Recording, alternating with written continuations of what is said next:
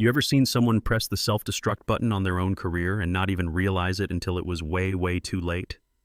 Yeah, that's what happened to Rachel Monroe, a senior flight attendant who thought she owned the skies, until she tried to correct the wrong passenger, a man who, as it turns out, owned the airline. It was a Tuesday morning, just past 9, and gate B42 at Charlotte International was already buzzing. Business travelers sipping burnt coffee, toddlers dragging Paw Patrol backpacks across grimy tile, the usual symphony of sighs and announcements overhead. Flight 1186 to San Diego was boarding, first class first. Rachel stood at the gate, uniform crisp, hair wound into a tight bun that screamed discipline. She had that confident air about her, not warm, not kind, but the kind of woman who knew rules, enforced them, and expected others to fall in line. Then he showed up. Now, to Rachel, he probably looked like someone who took a wrong turn at economy. Dark skin, jeans, a plain gray hoodie, no Rolex, no monogrammed luggage. Just a calm man walking up to the first-class lane with nothing but a boarding pass and a quiet presence. "Can I help you?" Rachel asked, already glancing at the economy line, subtly tilting her head like maybe he was confused. He handed her the ticket. First class, seat 2A. Her brows furrowed. "Sir, are you sure this is your flight? This gate is for flight 1186. He nodded once. "Yes, that's me." She looked again at the ticket, then at him, then, and this is where she really messed up, said with a small, tight smile, "Do you have ID?" He handed it over. The name read, Jeremiah Cross. Still not satisfied, Rachel held both documents side by side like she was spotting counterfeit currency. Then she dropped the line that would set the internet on fire just an hour later. Sometimes passengers receive incorrect upgrades, especially if the ticket was transferred. You understand. He blinked once. No sarcasm, no anger, just a stillness in his eyes that, looking back, should have warned her. "I understand perfectly," he said, voice low. "Now, may I board?" Behind him, a couple of passengers had already slowed down, sensing the tension. One of them, a flight tech named Zoe, who happened to recognize Jeremiah from a Jet News interview, pulled out her phone, just in case. Rachel, undeterred, motioned to the side. "If you could step over here for a moment while we confirm the manifest." "Rachel," came a voice from the podium. It was Marcus, a junior gate agent who'd been watching the whole thing. "He's cleared. He's the CEO." Rachel laughed, short and dry. "CEO of what?" Marcus just stared. "Of Horizon Air, the company that just bought us." Silence, thick enough to choke on. Jeremiah didn't move. He just looked her in the eye, nodded once, and walked onto the jet bridge. 6 minutes. That's how long it took from the moment she questioned him to the moment her career hit freefall. Inside the plane, Jeremiah sat down in 2A like he belonged. Because, well, he did. Meanwhile, Rachel stood behind the galley curtain, knuckles white around a tray of champagne glasses, trying to steady her hands. Here's what she didn't know yet. Jeremiah wasn't just flying first class.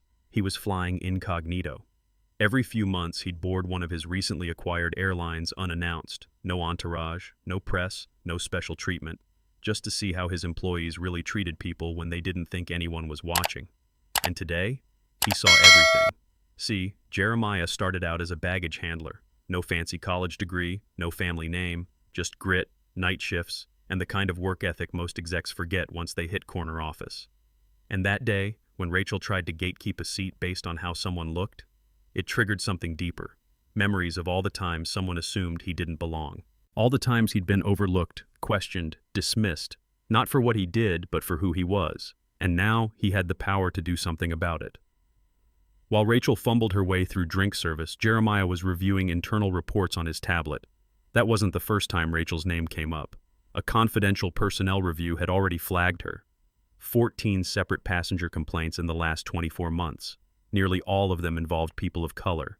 Missed upgrades, excessive ID checks, dismissive tones. Nothing ever stuck, though. Why? Because Rachel had friends in the old system. Friends who protected her. But not anymore.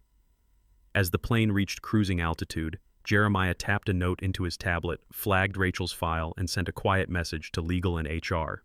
One word: proceed. Meanwhile, Zoe, the flight tech who had filmed the earlier gate scene, quietly uploaded the clip. Within an hour, It had 400,000 views. Wrong Gate Right CEO was trending. And Rachel? She still didn't know what was coming. Until she did. Because when that plane touched down in San Diego, there wasn't just a cleaning crew waiting at the gate.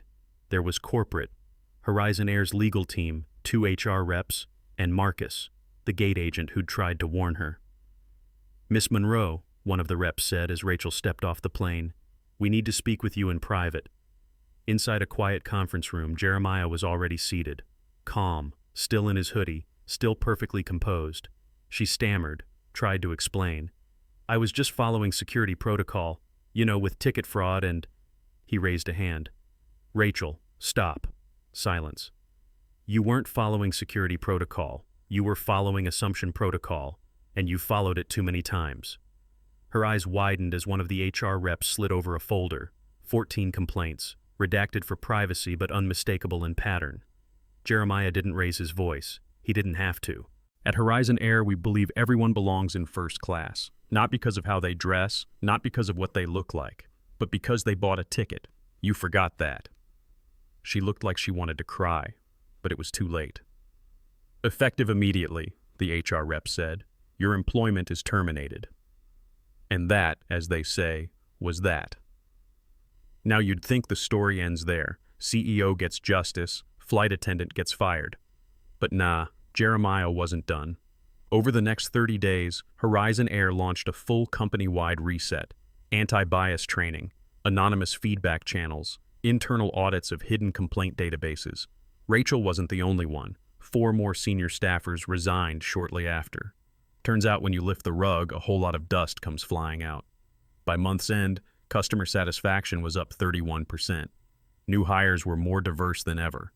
And that slogan, "Everyone belongs in first class," it wasn't just painted on the side of planes, it became policy. Real change. And as for Jeremiah, he kept flying, still in hoodies, still no fanfare. Because that's how you keep people honest.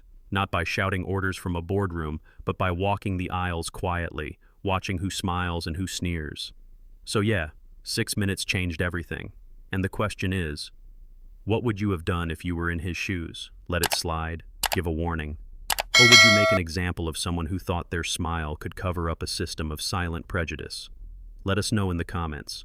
Do you think justice was served, or was it too harsh? Because in the end, the standard you accept is the standard you promote.